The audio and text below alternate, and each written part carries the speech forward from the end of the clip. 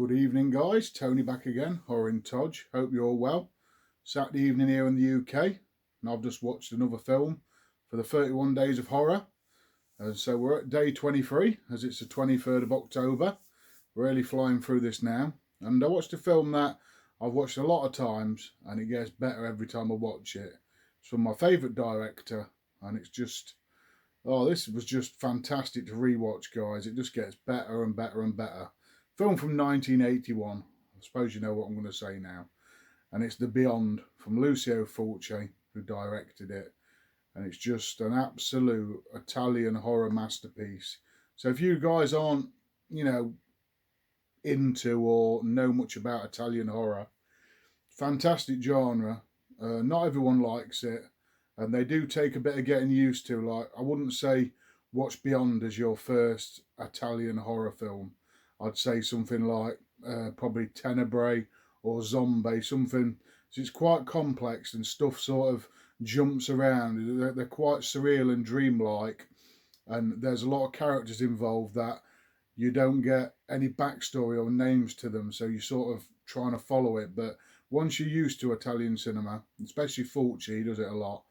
I just think it's a masterpiece how he does stuff and puts like stuff together, as in the kills and stuff. I just think it's brilliant filmmaking. So we'll get straight into The Beyond, guys. If you haven't seen it, I don't know where you've been, but someone might not have. But I'm going to tell you my story of it, and what I thought of it and stuff like that. So as I say, it's from 1981, The Beyond, directed by Lucio Fulci. It stars Katrina McCall, or Katrina McCall, however you want to say it, David Warbeck and Cinzia Monreal, I think her name is. And great score in this, guys. When that music kicks in, I just think it's amazing from Fabio Frizzi, Italian. Oh man, that music is haunting. It's special. It makes the film. The picture in this as well is so. It's a great transfer what I watched today, even though it isn't in 4K. I can't wait till it does come out in 4K, but it just looks so good. It looked like it was made yesterday. It was just, but still that 80s feel about it, early 80s feel. So what happens is, this girl called Liza. No, we'll start from the beginning.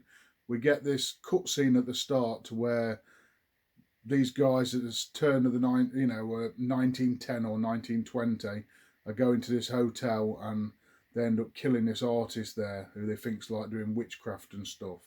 And then it cuts to 1981, and we get Liza, our lead lady, played by Katrina McCall, and she sort of inherits this New Orleans hotel off her long lost uncle. So she goes there, and it's sort of a last chance at life. She's been in New York and she's lost all the money and stuff, and she's going to make a go of this hotel, and she gets in work as like painter, decorators, plumbers and stuff to get this hotel back up and running. But what she doesn't know is the hotel is built on one of the 7 gates of hell, which is like, it just goes into all this sort of, I suppose, bit of a backstory about this Book of the Dead, sort of the Ebion book and stuff like that. And it's hard to follow if you haven't watched it a few times and you haven't read up on it. But I understand it a lot now because I've watched a lot of Italian cinema and I love Fulci. So it's a great story in my eyes. And basically all the staff are starting to die in gruesome ways, like a lot of eyeball, shock in this. Fulci loves his eyeball pulling out. He's good at that. He's good at directing scenes, not CGI, special effects, where people are getting their eyes pulled out and put through like sharp objects, and their eyes are getting popped out. And there's just all sorts of great kills in this. There's kills with tarantulas. They're actually biting people's lips and noses off. There's all sorts of amazing kills. There's one on a girl towards the end. I'm not going to get into too many spoilers. A little ginger girl, and that's a great sort of practical effect. I don't know how they done that back in the day, but it's a great effect. And there's some amazing kills and a lot of amazing sort of acid scenes where acids melt in the faces. Lots of that red blood and dogs ripping the throats out. There's all sorts of kills in this. Some of the best kills in cinema history in my eyes. if you watch all the way through, there's some of the great special effects, great kills. It's almost on par with The Thing for sort of, in my eyes anyway, for blood and guts. It's just great. So yeah, she inherits this, like I say, this hotel, and her staff start to die. Then we get this blind girl come into it who's looking for her, called Emily. She's really creepy, really creepy. And she's got this Alsatian dog because she's blind, and she sort of tells her to, you know, go away, go back to where you're from. So you don't want to sort of open the gates of hell.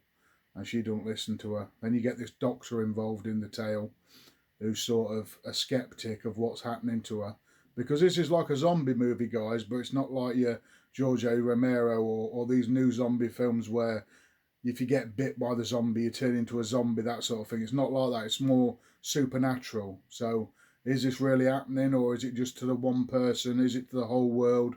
We don't really know. It's sort of, sometimes it's the one person who can see these things happening.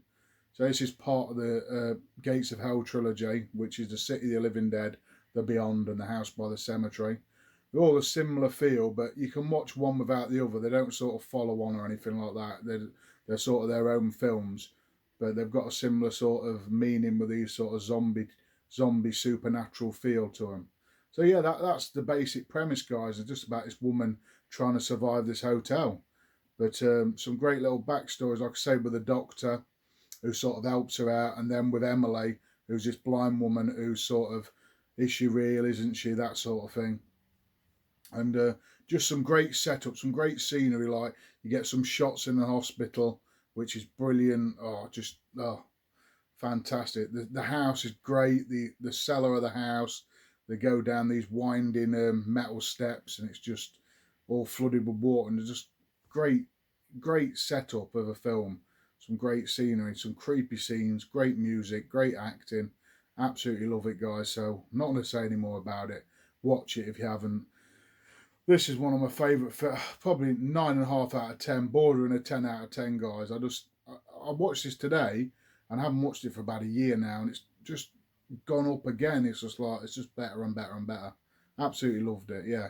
So that's day 23, guys. Tell me what you think of Fulci, what you think of The Beyond.